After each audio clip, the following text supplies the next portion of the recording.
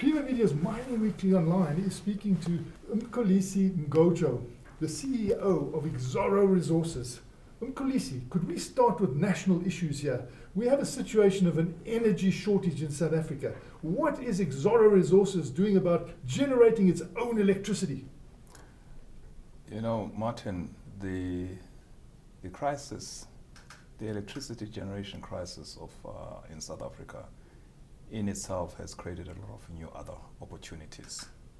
It has created a much more liberalized industry whereby, as part of the solution to filling the gap that Eskom is challenged with over the next coming years, is enabling us as companies, as businesses, as individuals to start generating our own power. Now that is a big shift. That is a shift beyond what was originally planned as part of the IRP 2019. That's over and above that. And I think what is becoming very critical now is to how we actually fast track the enablement of that to happen, because as we know, it has been already communicated by the CEO of Eskom, that for the next coming 2 years, we're going to be confronted by continuous load shedding until such time that the maintenance program has been done effectively, and of course they've sorted out Medupi and Kusile. So this period, the next 2 years, next 18 months to 2 years, there's a lot of opportunities that come about as a result of that. So as Exxaro, like many other companies, like many other mining companies, we are also looking at how we can actually plug part of that gap by providing our own ability to actually generate power for ourselves. But over and above that, we see the area of renewable energy being a very critical area going into the future. Hence why we have also announced that previously we are going to be buying the 50% of our Synergy. All the CPs have been met, and at the end of this month we will close that transaction formally, which now will mean that we will be owning 100%.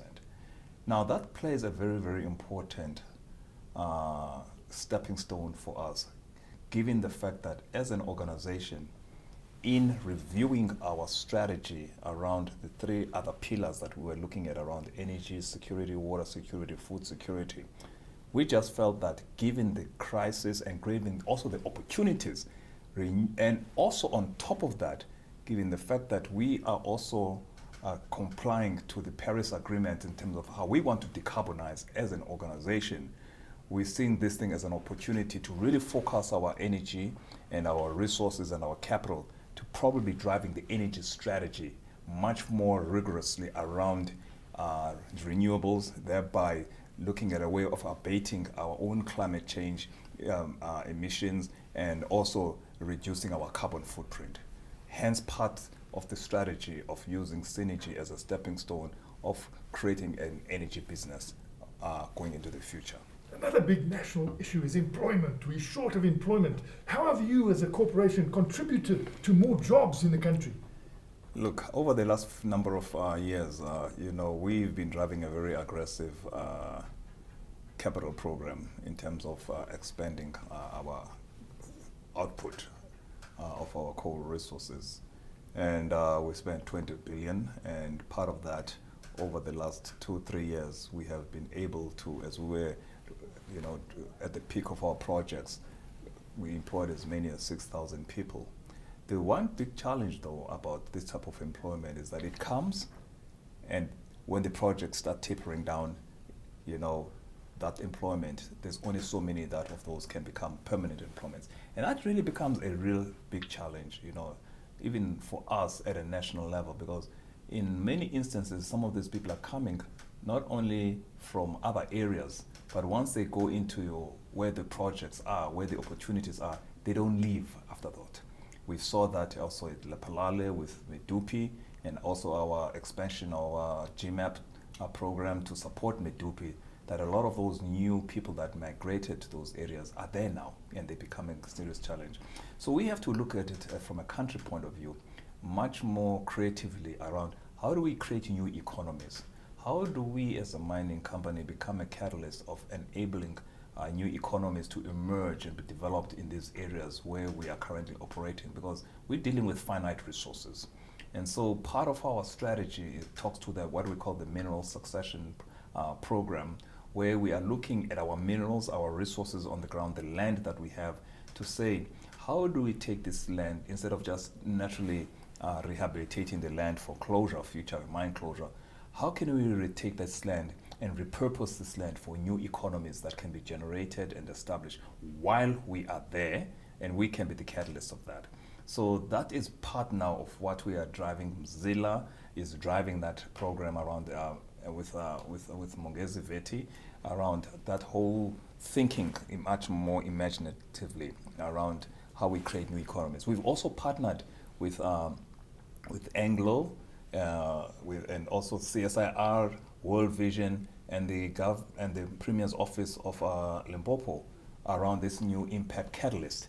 And that is around finding key critical projects and programs that can actually start creating new economies, new projects that will actually now create big social impact, because it's about social impact. Gone are those days when you are looking at addressing socio-economic or social issues around just tick box exercises around social labor plans. What is critical now is how do we create big socio-economic impacts that are going to be sustainable right into the future. And you have a very good point. Johannesburg was built on gold mining. There's no more gold mining being mined in Johannesburg. But you've created a whole new economies that can survive way beyond. We've got to do that also for Mpumalanga, because with the decommissioning of power stations into the future, what's going to be substituting that? I don't think renewable on its own will have the capacity to actually have the same multiplier effect as probably mining could have. So we need to be looking creatively, but saying as much as renewable will create new opportunities, but we need to something that's going to go even beyond that. Because not only are you absorbing that which is going to be lost, but we need an economy that's growing beyond that. Okay, we need growth up to 4%, 5%, and it's going to be the small SMMEs that are going to be very critical to part of that growth. And that talks to another part of our strategy in terms of our enterprise supply development strategy, whereby now we are focusing on the SMMEs, we are focusing on those suppliers that also are providing services to us, and now how do we capacitate them so that they can be creating more jobs? And out of that, in the past year, we've been able to create as many as just over 700 jobs of that. If we can just continue, and that's just Exxaro, but we need to be working together with other organizations. Whether we are building schools, it's no longer that I build my own school and you're building. Can we really pool our resources together to create big social impacts? That's going to be critical going into the future. Swinging into international issues, how are you responding to the climate change imperatives and the ESG? We have been on this journey around, dealing with ESG issues from many years ago. We subscribed to that. And as a result, as we've been reporting every 6 months, we've been seeing how our ESG score has been really at the top in terms of comparatively with other mining companies, especially coal mining companies. Remember, we're using the JSE FTSE Russell index as the measurement, because they do an independent assessment. And we've been really scoring very, very well on that. And we continue to want to make sure that we continue excelling in that. But we've also, in terms of our climate change strategy, we are subscribing to the Paris Agreement insofar as our commitment to